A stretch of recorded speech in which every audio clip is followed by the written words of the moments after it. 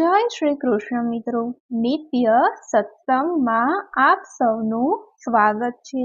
આજે આપણે સાંભળીશું દેવશયની એકાદશી વ્રત કથા મહાત્મય। જો આ વિડીયો તમને પસંદ પડે તો લાઈક અને શેર કરી ચેનલને સબસ્ક્રાઇબ જરૂરથી કરજો। હિન્દુ પંચાંગમાં દેવશયની એકાદશીનું વિશેષ મહત્વ છે। દેવશયની એકાદશીના દિવસે ઉપવાસ પણ કરવામાં આવે છે।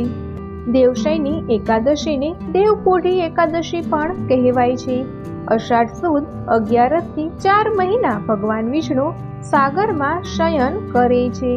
દેવશયની એકાદશીને દેવપોઢી કે પદ્મા એકાદશીના નામે પણ ઓળખવામાં આવે છે। બીજા એટલે કે બારસના દિવસે વિષ્ણુ શયનોત્સવ પણ મનાવવામાં આવે છે।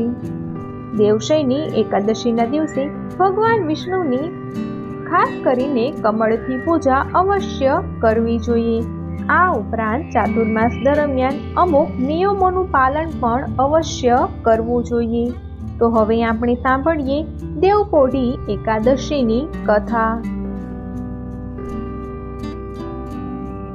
યુધિષ્ઠિરે કહ્યું, હે કેશવ, હું પદ્મા એકાદશી અથવા દેવશયની એકાદશીની વ્રત વિધિ જાણવા ઉત્સુક છું, તો આપ મને વ્રત વિધિ કહી સંભળાવો।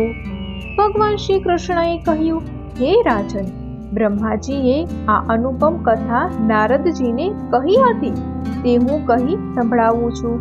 સૂર્યવંશમાં માંધાતા નામે એક સત્યનિષ્ઠ રાજા થઈ ગયા। આ રાજા ગૌબ્રાહ્મણ પ્રતિપાલ હતા। તેના રાજ્યમાં પ્રજા સર્વ પ્રકારે સુખી હતી।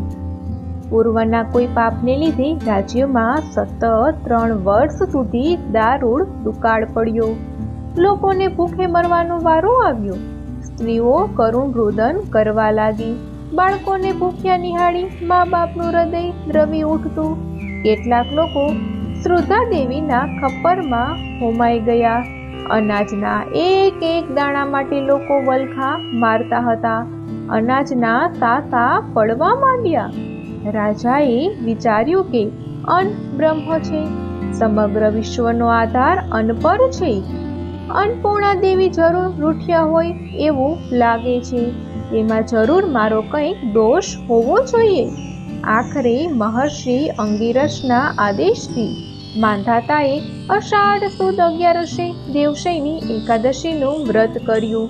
મુનિએ કહ્યું કે, હે રાજન, આ એકાદશી મનોવાંછિત ફળ આપનારી અને ત્રિવિધ તાપને હરનારી છે। લોકો માટે આ વ્રત હિતકારી અને પ્રતિકારી છે। માટે તારે અને તારી પ્રજાએ પણ આ દેવશયની એકાદશીનું વ્રત કરવું જોઈએ। માંધાતાએ પ્રજાના સહકારથી આ એકાદશીનું વ્રત કર્યું।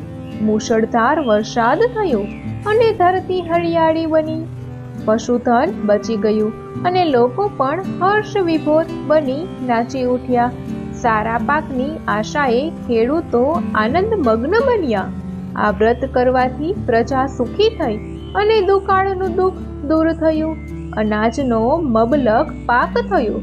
માટે ભક્તિ અને મુક્તિ આપનારું આ વ્રત સૌએ કરવું જોઈએ। આ વ્રત કરવાથી ભગવાન વિષ્ણુ પ્રસન્ન થાય છે। અષાઢ સુદ 11 એ શયની એકાદશી કહેવાય છે। આ પરમ પવિત્ર દિવસે વિષ્ણુ શયન વ્રત અને ચાતુર્માસ વ્રતના પ્રારંભનો નિયમ લેવામાં આવે છે। મોક્ષની આકાંક્ષા રાખનારા મનુષ્યોએ આ દિવસે શયન વ્રત તથા ચાતુર્માસ વ્રતનો પ્રારંભ કરવો જોઈએ। દેવશયની એકાદશીને દેવપોઢી એકાદશી પણ કહે છે। અષાઢ સુદ 11 થી 4 મહિના ભગવાન વિષ્ણુ સાગરમાં શયન કરે છે।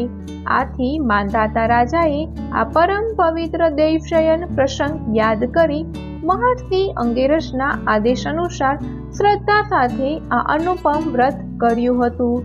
મોં માગ્યા મેઘ વરસે અને અષાઢ સુધરે તો આખું વર્ષ સુધરે, એમાં એક જ એકાદશીનું વ્રત જે કોઈ પણ મનુષ્ય કરે તેનો ભવ સુધરી જાય છે।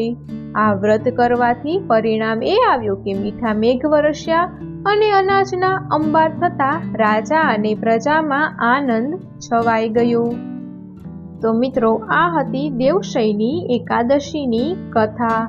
જો આ માહિતી તમને પસંદ પડી હોય તો વિડીયોને લાઈક અને શેર કરી ચેનલને સબસ્ક્રાઈબ જરૂરથી કરજો. જય શ્રી કૃષ્ણ.